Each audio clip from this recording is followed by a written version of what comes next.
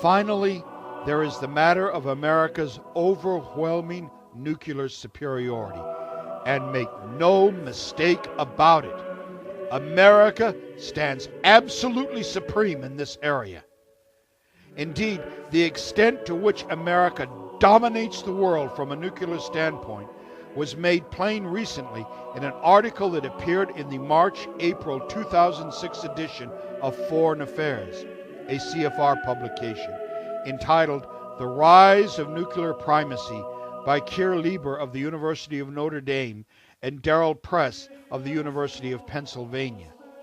Lieber and Press write that it is now possible for the United States to, quote, destroy the long-range nuclear arsenals of both Russia and China with a first strike, unquote. Moreover, they indicate that the U.S. can now do it without fear that they would suffer a retaliatory strike. The ability to destroy all of an adversary's nuclear forces, eliminating the possibility of a retaliatory strike, is known as a first strike capability or nuclear primacy. To determine how much the nuclear balance between Russia and the United States has shifted since the end of the Cold War, Lieber and Press ran a computer model of a hypothetical U.S. attack on Russia's nuclear arsenal using the standard formulas that defense analysts have used for decades. They assigned U.S. nuclear warheads to Russian targets on the basis of two criteria. The most accurate weapons were aimed at the hardest targets, and the fastest arriving weapons at the Russian forces that can react most quickly. Because Russia is essentially blind to submarine attack from the Pacific Ocean and would have great difficulty detecting the approach of low-flying stealth nuclear-armed cruise missiles, they targeted each Russian weapon system with at least one submarine-based warhead or cruise missile. An attack organized in this manner would give Russian leaders virtually no warning. According to the simulation, every single Russian bomber base, submarine, and ICBM would be destroyed with no chance of a Russian counterstrike. Lieber and Press continue. This finding is not based on best-case assumptions or an unrealistic scenario in which U.S. missiles perform perfectly and the warheads hit their targets without fail. Rather, we used standard assumptions to estimate the likely inaccuracy and unreliability of U.S. weapon systems.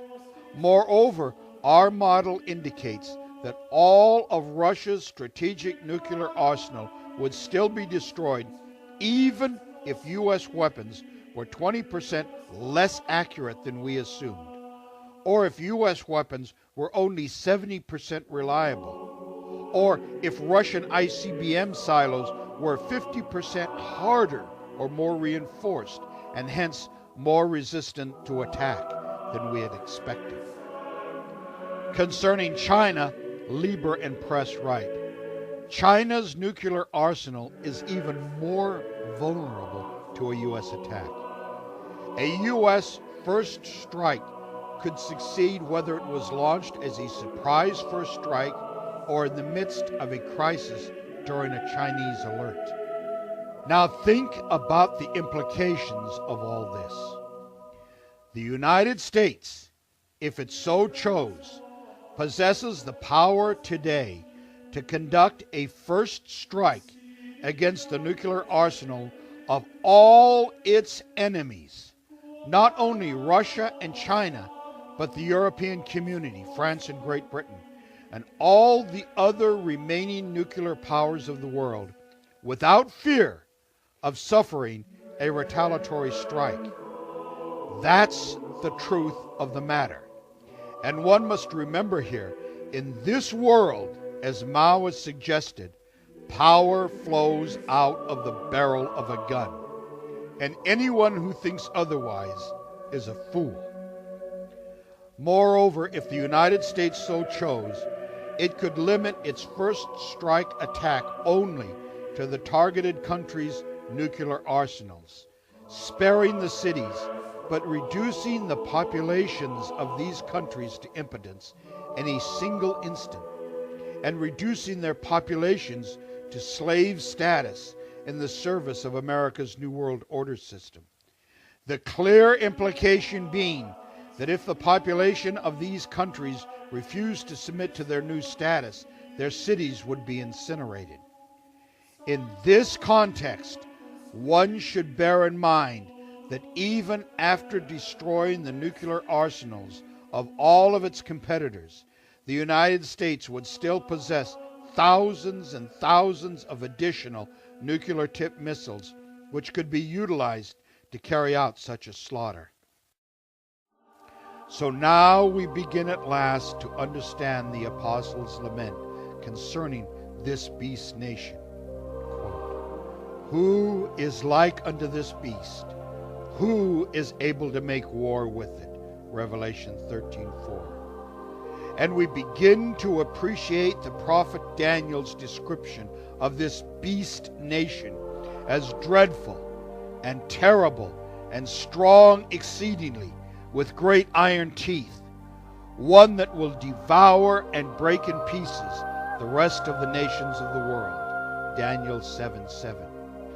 And now we come to a matter that will undoubtedly come as a great shock to most Americans. What Michael Hudson in his book Super Imperialism, The Origin and Fundamentals of U.S. World Dominance, describes as a tribute system. A system that mercilessly wrings out of the nations of the so-called First World, that is to say Japan, the EU, Korea, Australia, Canada, as well as Second World nations such as Russia, India, and China, billions and billions of dollars each year in tribute money.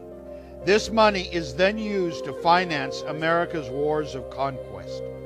Wars that open up the economies of the so-called Third World to be cruelly and heartlessly raped and pillaged insofar as their natural and human resources are concerned. It is exactly this tribute money that is recycled through American banks and then extended as additional credit to American consumers, that allows Americans to continue to live in relative opulence while piling up ever more personal debt, and doing so while much of the rest of the world starves. The extent of most people's ignorance with regard to this matter is reflected in the perpetual hue and cry of naifs and ninnies regarding the nation's huge trade and budgetary deficits. The very deficits that create the tribute money that America has come to rely on both corporately, that is to say as a nation, and individually, and contributes to the false and even idiotic belief in most Christians that the U.S. will eventually bankrupt itself and sink into second-class status. This tribute system came into existence in 1971 when the U.S. replaced gold as the world's medium of exchange with its own currency, the dollar, and forced the other nations of the world to do so as well. That is, to use dollars rather than gold as the backup or support for their own currencies.